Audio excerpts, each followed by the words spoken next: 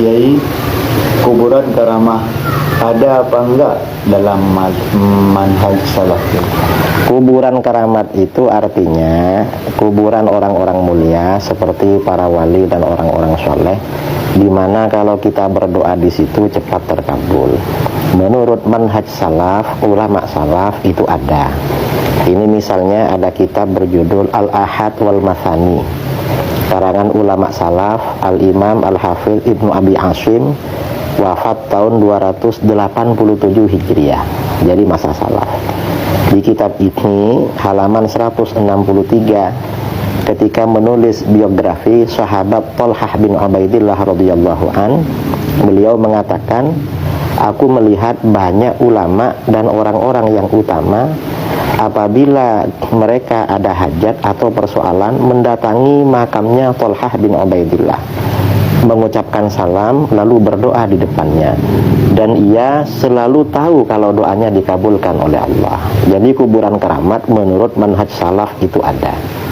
Nah, yang nggak percaya gimana gitu? Yang nggak percaya itu berziarah ke kuburan para syekh atau para wali untuk hajat karena beranggapan untuk meminta berkah atau keramat itu mengandung unsur syirik atau tidak.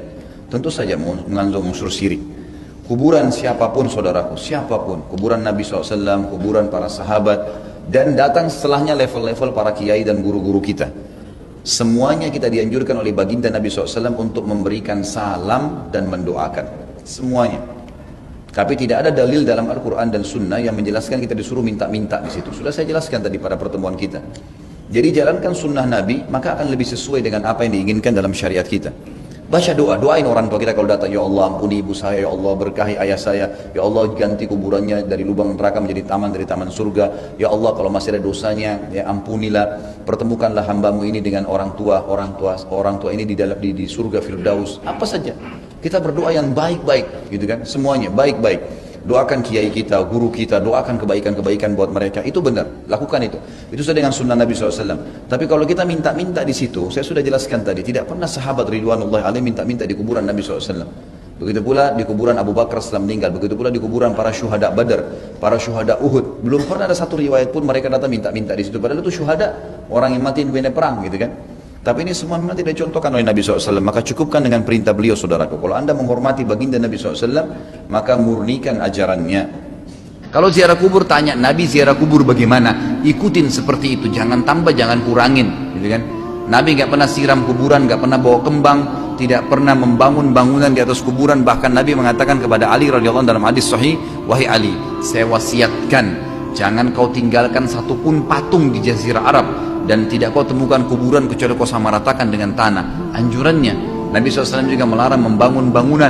Beliau mengatakan jangan jadikan ya masjid kalian seperti kuburan, maksudnya dibangun atau kuburan kalian menjadi masjid. Ya, ada hadisnya mengatakan jangan kalian jadikan kuburan kalian masjid, tempat ibadah dibangun-bangunin, nggak boleh. Memang dilarang. Kita datang, doain, berikan salam, pergi, selesai. Itu anjurannya. Itu ziarah kubur yang dibolehkan. Baik, ada namanya tawassul, ada namanya istighatsah. Kalau tawassul, doa tawassul itu begini, ya Allah, dengan kebesaran kekasihmu Nabi Muhammad, kabulkan hajatku. Ya Allah, dengan kemuliaan wali ini, kabulkan hajatku. Ini adalah doa dengan tawassul. Doa di dalamnya ada tawassul, yaitu memintanya kepada Allah tetap. Tapi yang dibawa adalah hamba-hamba mulia Allah Subhanahu wa Ta'ala. Ini adalah tawassul, dan ini adalah tidak ada masalah dalam hal ini.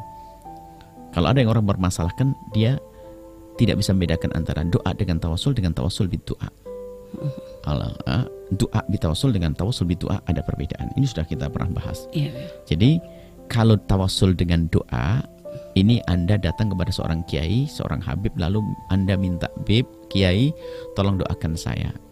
Padahal Anda juga bisa minta langsung kepada Allah, cuman karena Anda khusnudon dengan orang tersebut, maka Anda minta kepada orang tersebut agar mendoakan Anda, dan dia masih hidup.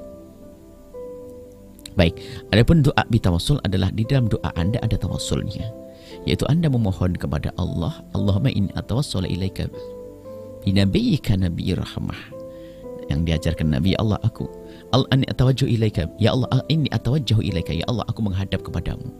binabiyika nabi rahmat, dengan nabi rahmat. Jadi mintanya kepada Allah, lalu membawa sesuatu yang dicintai oleh Allah agar permohonannya dikabul oleh Allah. Termasuk kisah 3 orang yang tersekap dalam gua dalam hadis Bukhari adalah mintanya kepada Allah membawa sesuatu yang dicintai oleh Allah, itu amal soleh dan orang soleh. Nah, kalau dalam Imam Bukhari di dalam bab sholat istisqa adalah juga tawasulnya sahabat Nabi dengan bi'ammi nabiyika, dengan pamannya Rasulullah SAW, Abbas. Nah, baik, ini adalah doa dengan tawasul. Nah, bab istighatsah ini adalah meminta pertolongan kepada seseorang agar dimintakan kepada Allah. Kalau orang yang masih hidup jelas, nggak ada perbedaan. Misalnya apa? Tolong Ustadz, mintakan kepada Allah agar Allah bebaskan permasalahan saya. Sah. Itu masuk istighatsah jenis ini adalah minta apa? Termasuk jenis tawasul bidu'a. Akan tapi jika kita menghadap kepada orang meninggal dunia, dilihat permintaannya. Misalnya, hei Sunan Gunung Jati, berikan saya harta, maka nggak dibenarkan. Berikan saya kekayaan, maka tidak dibenarkan.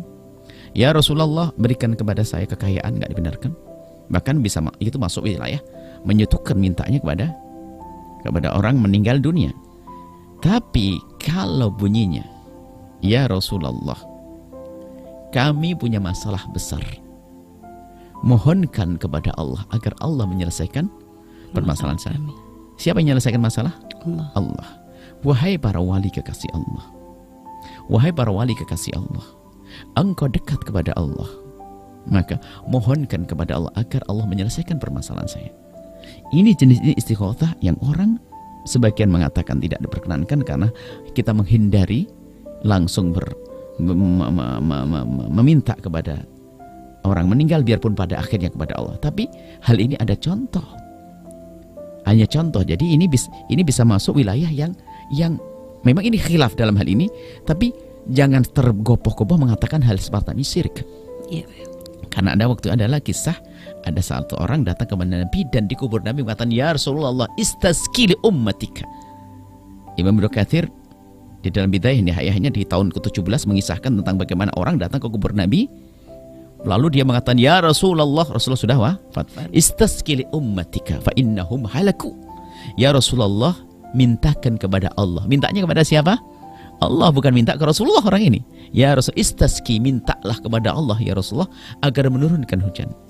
Fa innahum qad halaku. Mereka telah punya masa paceklik, kering. Nah, ini adalah riwayat yang menjadikan kita agar berhati-hati untuk mengatakan orang lain kafir. Jadi kalau Anda minta, wahai Sunan Gunung Jati, engkau dekat kepada Allah, maka mintakan kepada Allah agar Allah mengabulkan hajat kami, maka menurut sebagian ulama ini adalah diperkenankan. Tapi kami tetap menghimbau adalah kalau kita menyebut orang soleh adalah bukan dengan istighatsah model ini, akan tapi kami menghimbau tetap dengan cara tawassul, doa bitawassul. Ya Allah, inni atawajjahu ilaika, ya Allah, maka dengan kebesaran sunan ini maka kabulkan hajatku. Nah, ini adalah banyak orang begitu terkopoh-kopoh, dia mengatakan itu syirik, itu mengatakan bid'ah dan sebagainya, tanpa mencermati dan tanpa kembalikan kepada ahlinya, hanya menuduh saja mengatakan.